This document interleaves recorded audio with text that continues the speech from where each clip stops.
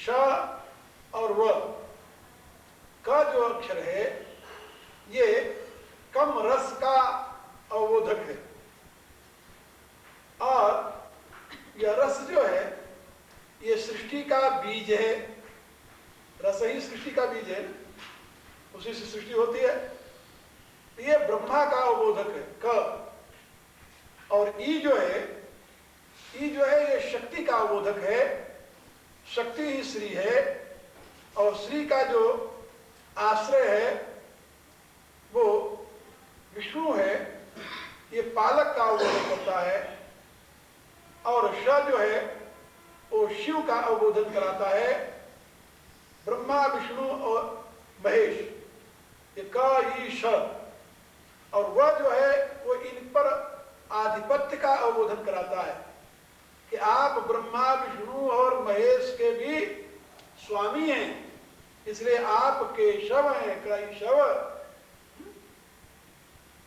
तो जो ब्रह्मा विष्णु महेश माने सतोगुण के अधिपति देवता विष्णु, रजोगुण के अधिपति देवता ब्रह्मा, तमोगुण के अधिपति देवता शिव, इनके भी आप स्वामी हैं, या सृष्टि पालन और प्रलय करने वाले के भी आप स्वामी हैं। यानी मेरे कहने का प्राय कि अर्जुन केशव कह करके भगवान को आप परब्रह्म हैं ऐसा संकेत कर रहा है। तो परब्रह्म से ज्यादा इस विषय में कौन जान सकता है? आप केशव हैं, इसलिए आप जानते हैं। आप मुझे बताइए, स्थित प्रज्ञस्य का भाषा समाधिस्थस्य केशव, समाधिस्थस्य स्थित प्रज्ञस्य भाषा का।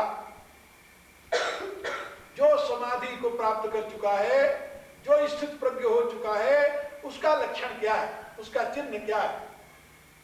भाषा माने लक्षण, उसका लक्षण क्या है? हे केशव, क्योंकि आप तो त्रिकालज्ञ हैं, त्रिगुणातीत हैं, आप तो सर्वज्ञ हैं। या सर्वज्ञ सर्वविद यस्य ज्ञानमयम् तपः, आप तो सर्वज्ञ हैं, सर्वविद हैं, आपका ज्ञान में तप है। इसलिए आप बता सकते हैं कि समाधिस्थस्य स्थित प्रज्ञस्य भाषा का, जो समाधि को प्राप्त कर लिए हैं, जो स्थित प्रज्ञ हो चुके हैं, उनका लक्षण क्या है? लक्षण क्या है? तो लक्षण के लिए तीन बातें वो पूछता है। स्थित धी किम प्रभासेत, किमासीत ब्रजेत किम। स्थित प्रज्ञ कैसे बोलता है, कैसे बैठता है, कैसे चलता है? तीन बात। स्थित प्रज्ञ कैसे बोलता है, कैसे बैठता है, कैसे चलता है। ये समग्र जीवन में आदमी के यही तीन काम होते हैं, बोलना, बैठना और चलना।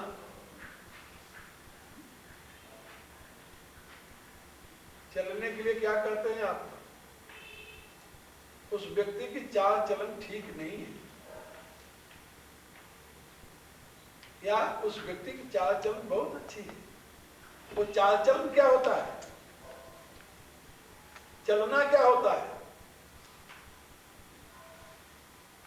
चलना जो है ये जीवन की संपूर्ण गतिविधि का बोधक कराता है। जब आप कहते हो उसकी चाल चलन ठीक नहीं, तो उसका अर्थ क्या होता है? उसका समग्र चरित्र, और चरित्र क्या है? समग्र जीवन की गतिविधि। तो चलता कैसे है, इसमें जीवन की समग्र गतिविधि के ऊपर प्रश्न है। और बैठता कैसे है, ये भी एक बहुत बड़ी बात है। उठना बैठना, लोग कहते हैं ना, अरे जरा कायदे से उठा बैठा करो, पहले उठना बैठना तो सीख लो। ये सभ्यता का द्योतक है। कैसे बैठते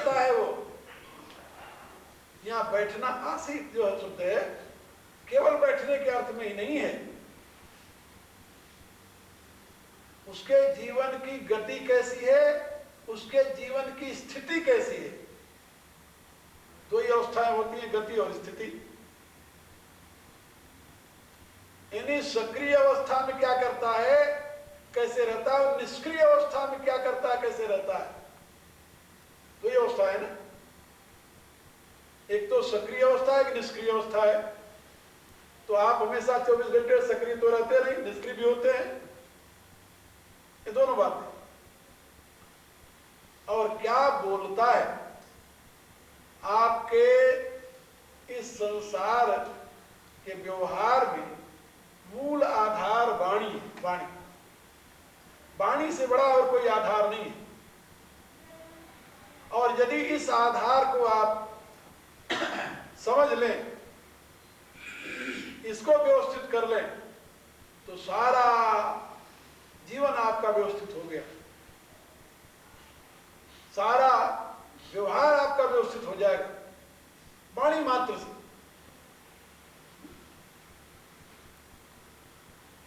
क्योंकि शास्त्र में, वेद में बताया गया कि वाक ही सृष्टि है और कुछ नहीं।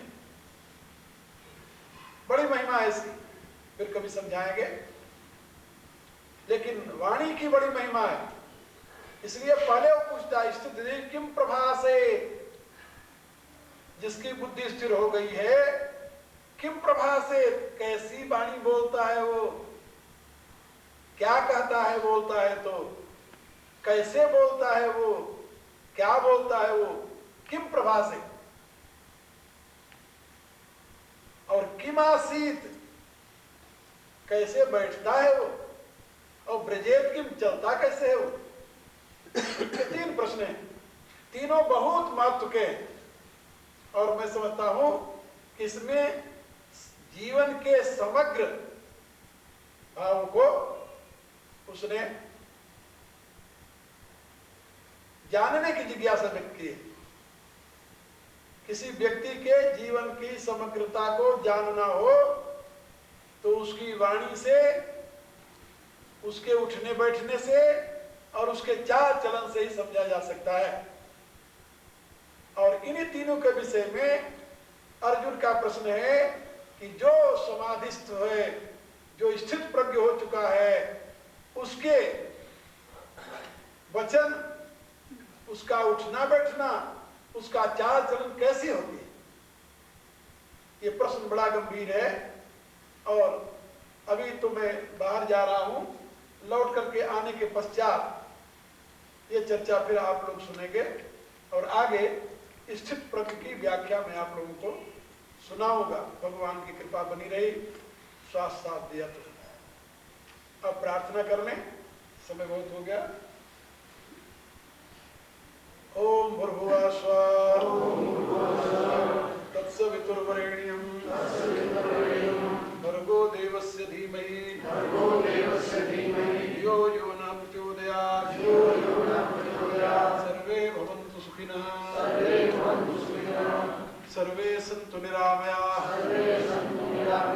सर्वे भद्राणि पश्यन्तु,